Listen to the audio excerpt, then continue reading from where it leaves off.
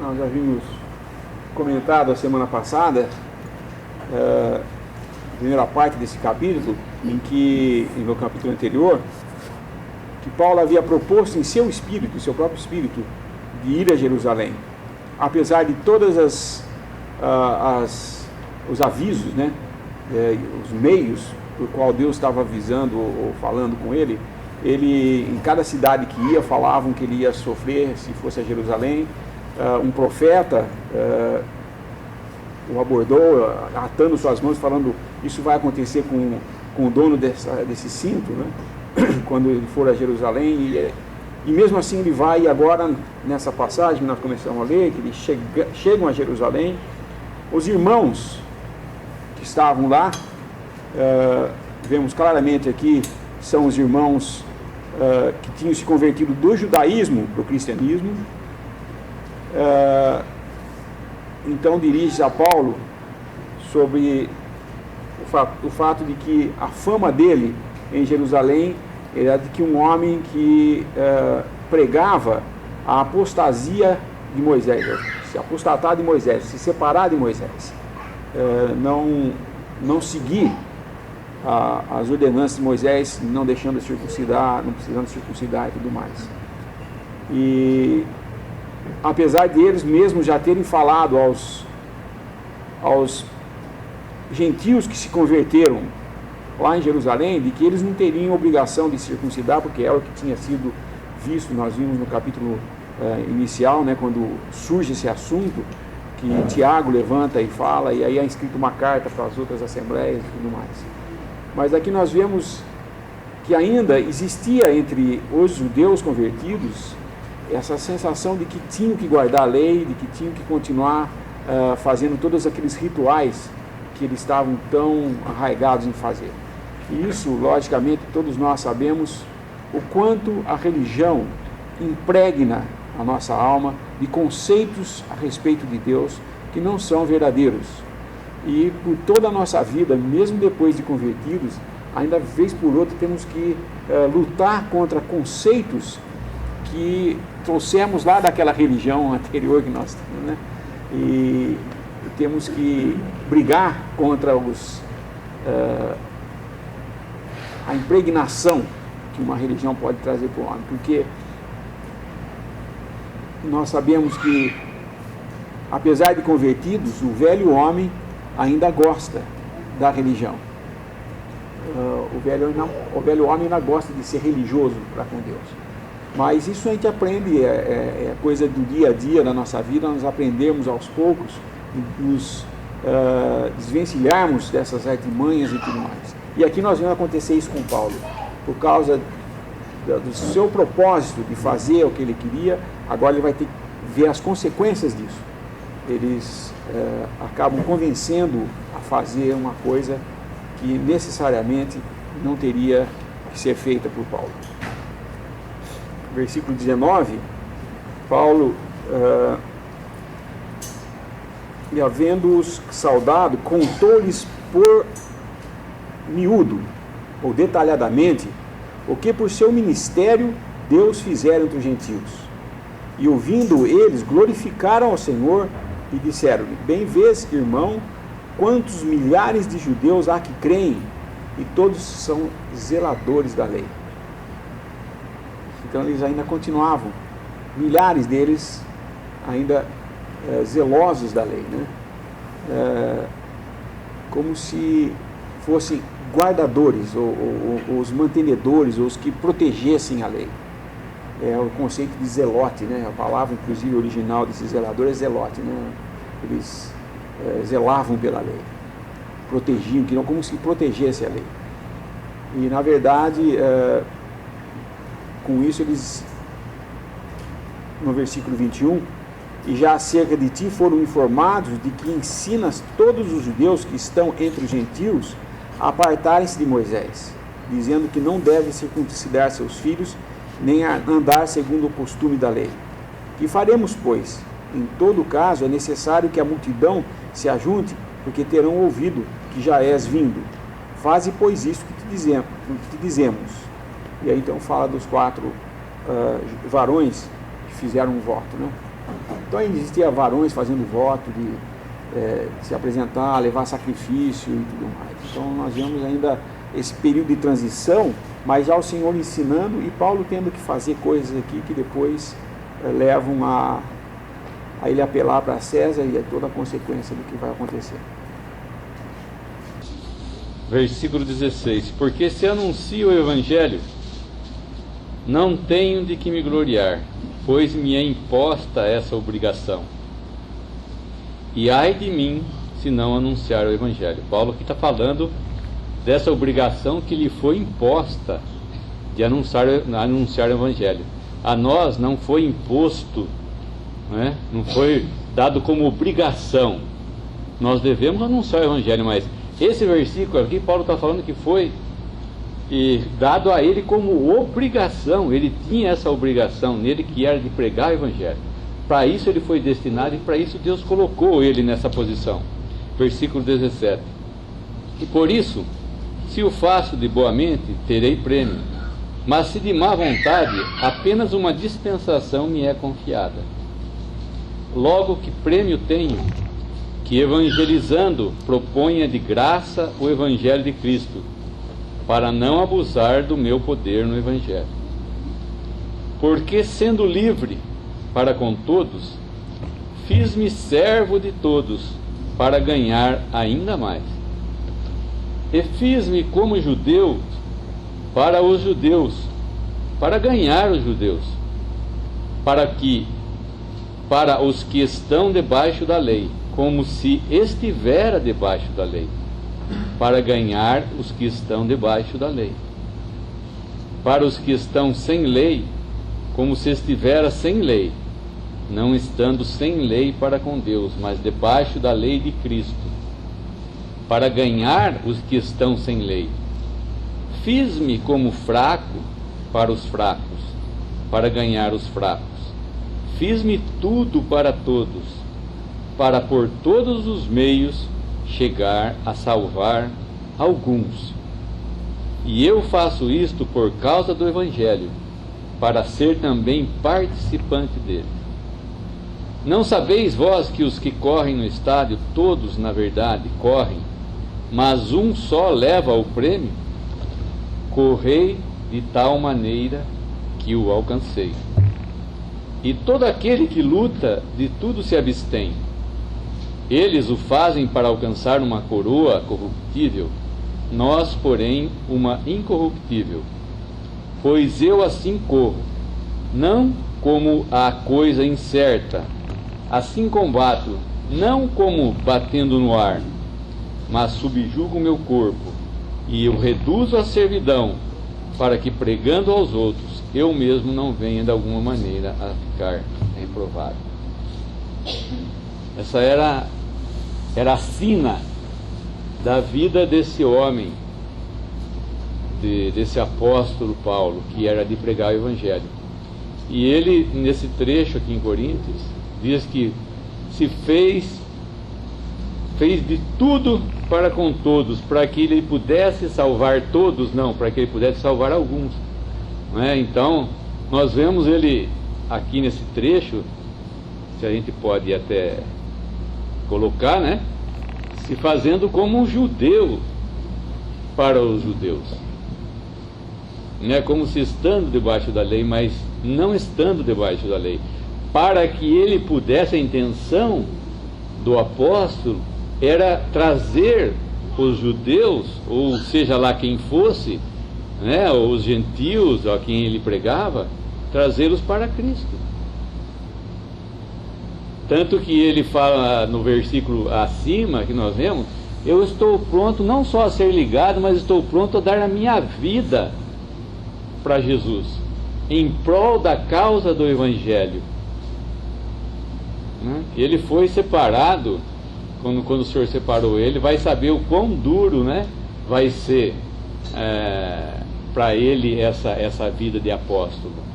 Não foi simples, né? Foi uma coisa difícil. Aqui nós vemos que é o início quando ele é preso aqui em Jerusalém. Então, a vida dele era o Evangelho, e ele corria como nós vemos no estádio quando tem uma competição, numa final, ele corria não para competir somente. Ele fala aqui: correi de modo que alcanceis, de modo que fosse o primeiro. Ele não queria chegar em segundo, ele tinha que chegar em primeiro. E ele não combate como batendo no ar, sem nenhuma perspectiva. Ele tinha a perspectiva que era trazer as pessoas para Cristo, né? Trazer todos aqueles dos judeus, aqui no caso que nós estamos vendo, para Cristo. Como esse episódio aqui da vida do apóstolo é mostrado aqui, se inicia com ele tendo desejo no seu próprio espírito e ele estar em Jerusalém no dia de Pentecostes e assim por diante. Então nós vemos que havia uma vontade, embora com uma consciência pura,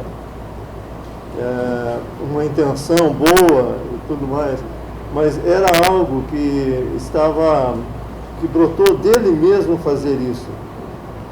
Não era como, por exemplo, em Atos 13, que disse o Espírito Santo: apartai-me agora Paulo e Barnabé para a obra que o Senhor chamaram. Então era uma vontade, ainda que santa, repito, mas era uma vontade de seu próprio espírito fazer isso. E a única pessoa que não teve algo que foi feito por si mesmo foi o próprio Senhor Jesus. Ele andava dentro de toda a vontade do Pai, na hora que o Pai queria. Se Lázaro estava para morrer, ele espera mais 3 dias, e a hora que o Senhor falou sobe lá, a hora que o Pai falou sobe lá, ele foi. E assim nós vemos que no Senhor Jesus não houve nada ainda, faço um parênteses, ainda que se ele fizesse a vontade dele, seria a mesmíssima do Pai, porque ele e o Pai eram um. E nós vemos a deidade, né? Toda a plenitude da deidade em Cristo. Mas no apóstolo nós vemos esse episódio para nos mostrar algo. Houve uma mesma confiança própria quando ele disse que estava pronto a morrer pelo nome do Senhor e tudo, e sua intenção ótima de fazer isso, mas havia algo de Paulo nisso, ainda que fosse certo, mas ele tinha, né, essa vontade no seu coração, ele tinha essa confiança própria de que estava pronto para morrer pelo nome do Senhor, e ele então vai para Jerusalém. Mas se nós lermos em Gálatas 2, vamos ler uns versículos em Gálatas 2, quando Pedro tem uma atitude, um comportamento, ao inverso do que Paulo, o alvo do comportamento de Pedro era o inverso do que o alvo do comportamento de Paulo. Pedro estava em relação com os gentios e querendo se fazer gentil com eles, mas quando chegou alguns da circuncisão, dos judeus, ele se apartou dos gentios. E Paulo vai e repreende. Vamos ler um pouco dessa passagem em Gálatas 2.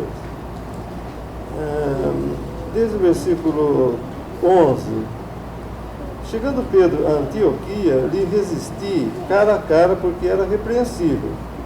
Porque antes que alguns tivessem chegado da parte de Tiago, comia com os gentios. Mas depois que chegaram, se foi retirando e se apartou deles, temendo os que eram da circuncisão. E os outros judeus também dissimularam com ele, de maneira que até Barnabé se deixou levar pela sua dissimulação. Mas quando vi que não andavam bem e direitamente conforme a verdade do Evangelho, disse a Pedro na presença de todos: se tu, sendo judeu, vives como os gentios e não como judeu, por que obrigas os gentios a viverem como judeus? Nós somos judeus por natureza e não pecadores dentre os gentios, sabendo que o homem não é justificado pelas obras da lei, mas pela fé em Jesus Cristo. Temos também crido em Jesus Cristo, para sermos justificados pela fé de Cristo, e não pelas obras da lei. Porquanto pelas obras da lei, nenhuma carne será justificada. Pois se nós, que procuramos ser justificados em Cristo, nós mesmos também somos achados pecadores, é porventura Cristo ministro do pecado? De maneira nenhuma, porque se torno a edificar aquilo que destruí, constituo-me a mim mesmo transgressor. E assim por diante. Tornar a edificar aquilo que destruí. Eu vou falar com reverência isso. Se Pedro estivesse lá, além de Tiago, que nós vemos aqui, no capítulo de Atos que nós estamos lendo, talvez Pedro pudesse usar umas palavras bem semelhantes quanto a Paulo. Por quê? Porque ele, sendo apóstolo dos gentios, tendo pregado toda essa justificação pela fé, sem as obras da lei, realmente não permitindo que os judeus impusessem sobre os gentios as suas leis, e obrigassem os gentios a se circuncidar e tudo. Agora ele mesmo chega lá em Jerusalém, vai para Jerusalém. O que tinha o apóstolo a ver com o dia de Pentecostes, essa festa dos judeus? O que tinha ele que fazer voto para depois no final até oferecer um sacrifício, porque já tinham se santificado, rapado a cabeça? Tudo abre costumes, leis, regras dos judeus. O irmão disse, talvez com essa vontade, né, de se fazer judeu para com os judeus, mas assim como Moisés, que quis defender a seus irmãos e levar uma salvação para os seus irmãos judeus lá no Egito, ele se precipitou, ele fez uma coisa que foi precipitado, foi dele, ele teve que fugir, depois passar 40 anos aprendendo das regras do Senhor, né, para se fazer as coisas. Deus então o levou novamente ao Egito e ele tirou o povo de lá, mas primeiro ele agiu precipitadamente. Ele fez algo na sua energia, na sua força. E eu não estou dizendo de maneira nenhuma que o apóstolo Paulo era um homem menos espiritual porque ele fez isso. Não quer dizer isso. Só quero dizer que essas coisas, esses atos, por isso que esse livro chama-se Atos dos Apóstolos, esses atos que os apóstolos tiveram, eles não são a doutrina dos apóstolos especificamente. Por quê? Porque eles estão contando o que eles fizeram, até as suas fraquezas e tudo mais. Até como eles queriam ir para tal lugar, o Espírito de Jesus não deixou. Eles queriam, não vai, o Espírito Santo impediu. Por que isso? Eram menos espirituais? Não é. É porque realmente está contando, né, esses atos que eles tiveram. Mas se alguém, por exemplo, se confundir, achar que não, está vendo como Paulo também queria fazer judeu como os judeus e gentil como os gentios, e aplicar essas coisas na sua vida religiosa, vamos dizer, se nós também então achamos que é um princípio para nós irmos nos meios de denominações, no meio de qualquer religião, para então nos fazer como eles e tirá-los de lá, nós estamos num princípio completamente errado. Por quê? Porque lá em Gálatas que nós vemos, ele fala aqui, do versículo 2, capítulo 2, versículo 18, porque se torna a edificar aquilo que destruí, constituo-me a mim mesmo transgressor. Se eu quiser edificar aquilo que eu estou dando um testemunho contra, e eu estou falando agora assim de seitas cristãs, e nós estamos num terreno dando um testemunho contra essas seitas cristãs. Agora, se eu torno a edificar, se eu vou lá comer com eles, se eu vou aprender deles, se eu vou ter comunhão com eles, eu estou edificando aquilo que eu mesmo destruí. Eu estou sendo uma pessoa completamente incoerente. Então, realmente é uma posição nossa tomada contra o arraial, né? E é um testemunho nosso perante o Senhor de que nós estamos contra esse sistema. Por isso nós estamos reunidos assim. Senão nós seríamos também uma seita como as demais. Mas é uma posição tomada, segundo a palavra do Senhor, fora dessas regras, fora dessas leis e tudo. E aqui o apóstolo Paulo, ninguém tome isso como um exemplo de que nós devemos fazer tal coisa. Se juntar a eles, nos fazer um deles, parecer com eles. Vocês imaginam o próprio apóstolo Paulo rapando a cabeça, fazendo voto, e depois ia oferecer um sacrifício. Que sacrifício! Ia fazer uma oferta, mas que oferta? Oferta do cristão já foi feita em Cristo, completa e totalmente. É um cumprimento, né, sem deixar nenhum resquício para trás, nada que possa ter necessidade de se fazer mais alguma coisa. Então, o terreno cristão é um terreno baseado na obra perfeita de Cristo. A conduta cristã é uma conduta espiritual de andar na presença de Deus, como todo cristão é espiritual, porque ele tem o Espírito Santo, e nas suas fraquezas, as nossas falhas, e nós caímos e confessamos e levantamos, mas isso não quer dizer que nós devemos nos ajuntar ou fazer como os mundanos, ou nos fazer como os religiosos, e para nos tornarmos, para levar o Evangelho a eles, para trazer, não. É uma posição separada disso, para poder fazer a vontade de Deus. Agora, só mais uma coisa.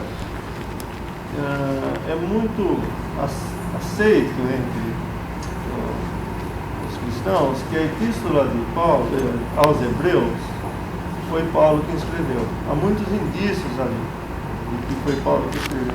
E se de fato é assim, esse foi o dia, o tempo do Senhor em que Paulo fez isso que ele tanto tinha no coração. Deus sabia desse desejo dele no coração dele, de falar aos hebreus, também não só aos gentios, mas aos hebreus, sobre as maravilhas, sobre a perfeição, a obra de Cristo e como aquelas coisas antigas tinham ficado para trás.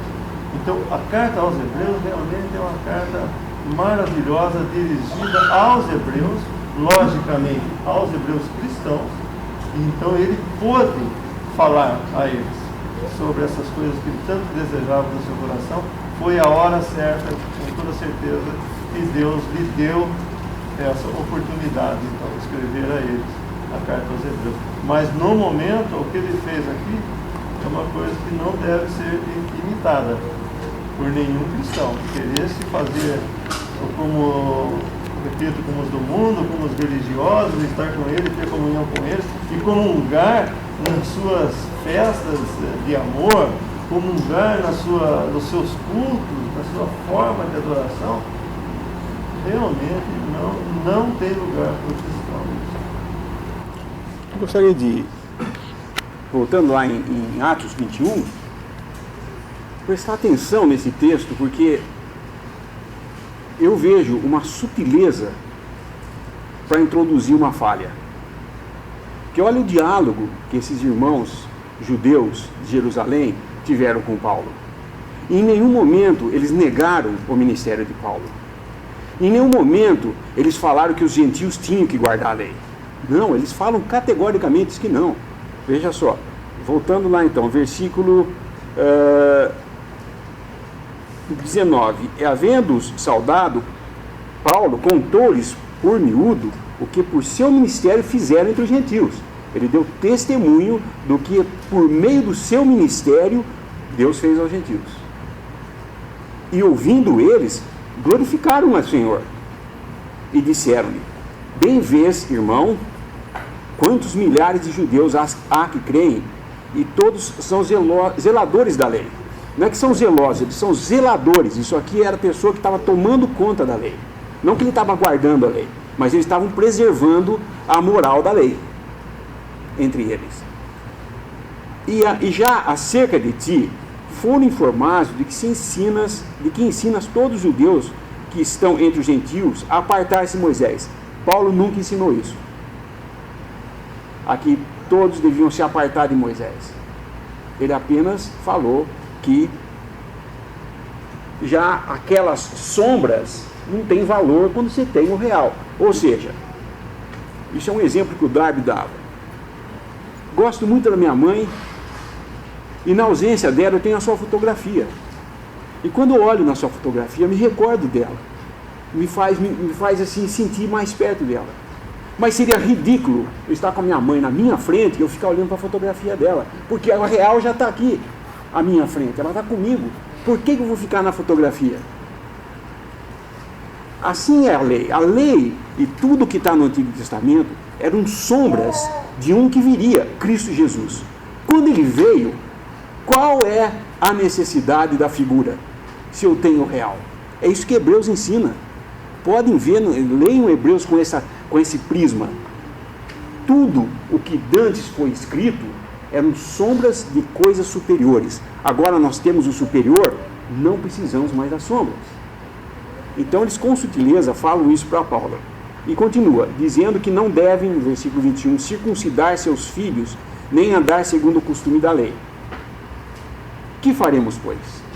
Bom, se eles ouvirem esse boato, o que seria mais fácil? Falaram, isso é boato, eu nunca ensinei isso. Na realidade, tanto judeu quanto gentil, quando se converte, isso são figuras. Nós estamos desobrigados a essas coisas.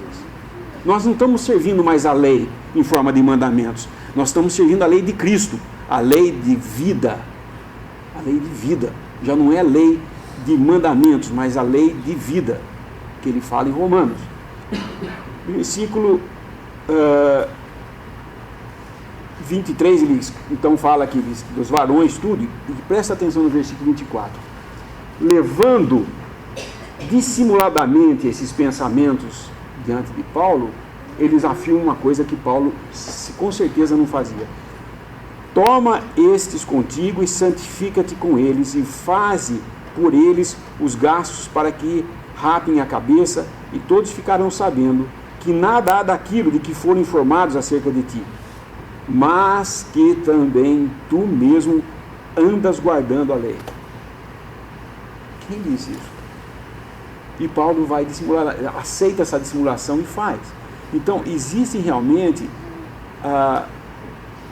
uma trama de palavras aqui para induzir a um erro. Uma vez me falaram isso, quando falaram, eu falei, será mesmo? E eu fui ler mais a esse respeito, porque quando eu uma vez mencionei que Paulo falou que fiz judeus para com judeus, e conectando com isso aqui, o irmão falou, não, isso não tem conexão. Paulo está falando outra coisa lá. Aqui, ele estava sendo dissimulado pelos judeus cristãos a fazer uma coisa que não era verdade. Que eles queriam convencer o povo, fazendo Paulo fazer esse voto, rapar a cabeça e fazer sacrifício, para que ele falasse, está vendo, o que vocês estavam falando, ele ainda guarda a lei. Não, Paulo jamais estava ensinando isso, mas aqui ele faz isso. Como o irmão falou, se Pedro tivesse presente aqui em Jerusalém, e diga-se de passagem, eu não sei se ele estava presente nessa época ou não, mas ele falaria a mesma coisa. Agora, Paulo, agora você está sendo repreensível, porque você está querendo se passar por judeu para provar que você é judeu. Como assim? Se você é um ministro que ministra as bênçãos para os gentios.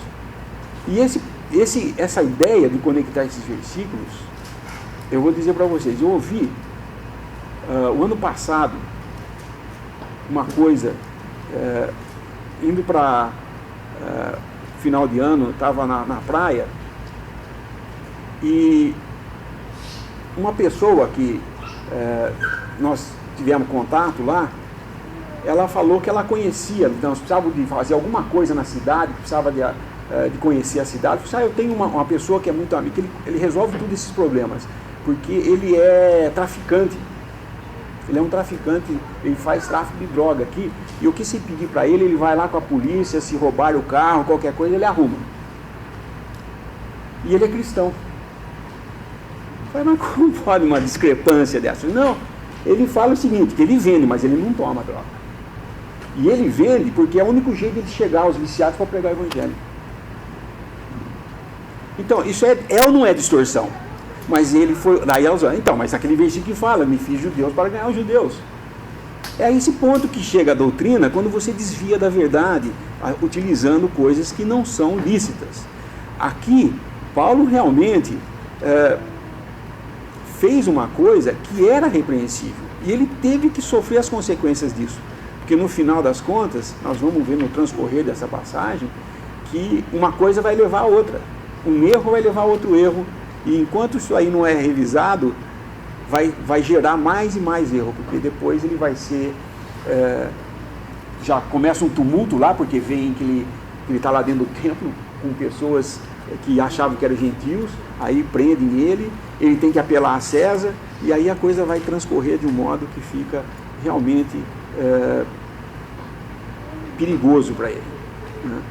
Então é importante nós entendermos que, como o irmão falou, aqui em Atos não é doutrina, aqui em Atos é apenas o que ocorreu nesse período de transição, desde que o Senhor Jesus subiu aos céus, tendo derramado o Espírito Santo, subiu aos céus, aí começa a narrar os eventos que ocorreram.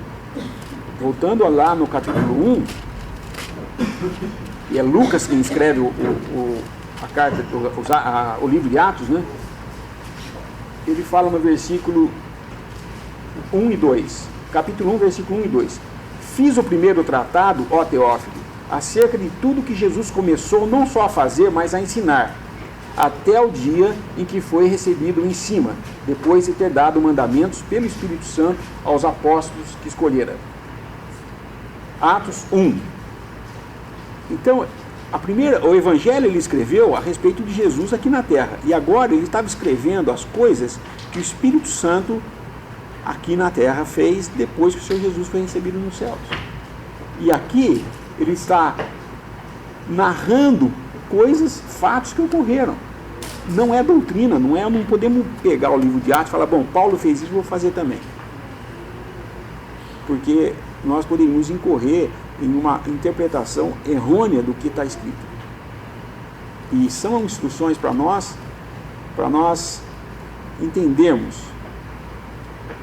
O único que podia, aqui na Terra, fazer a sua própria vontade, sem que fosse contra a vontade de Deus, era Jesus. E ele não fez. Ele não fez a sua própria vontade, que era a mesma do Pai. Mas ele se submeteu à vontade do Pai em todos os detalhes. Ele nunca fez nada de si mesmo, porque ele veio aqui para ser um servo submisso à vontade do Pai, que o tinha enviado. E tudo o que ele fez foi em perfeita comunhão com o Pai. Aqui nós vemos Paulo fazendo uma coisa em que no seu próprio espírito ele tinha determinado a fazer, a ir para Jerusalém. E vai, apesar de todos os avisos, e então começam os problemas. Então nós perguntamos, por que tem um problema como cristão na minha vida? Pode fuçar ali que você vai achar onde você começou a fazer a sua própria vontade. E aí então leva a todos os desvios que nós temos no nosso caminho, que é muitas vezes cheio de pedras, né? Cheio de pedregulhos que machuca e tudo mais. Mas somos nós que trazemos, né? O Senhor sempre quis para nós o de melhor. Esse versículo 30,